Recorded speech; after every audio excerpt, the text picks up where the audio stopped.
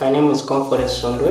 I am in Form 4. I visit the computer lab 3 to 4 times a week. 2 to 3 days on a week, even sometimes we use it 3 to 4 days on a week. I like the IT lab because there are materials in the computer that we use for reading and for writing assignments.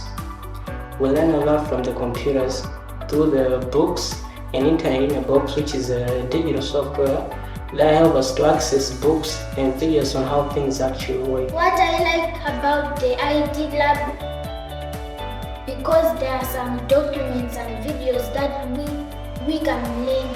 What do you want to become? I want to become a nurse. I want to become a doctor when I grow up because I want to help people who are sick. I want to become a programmer To save my country.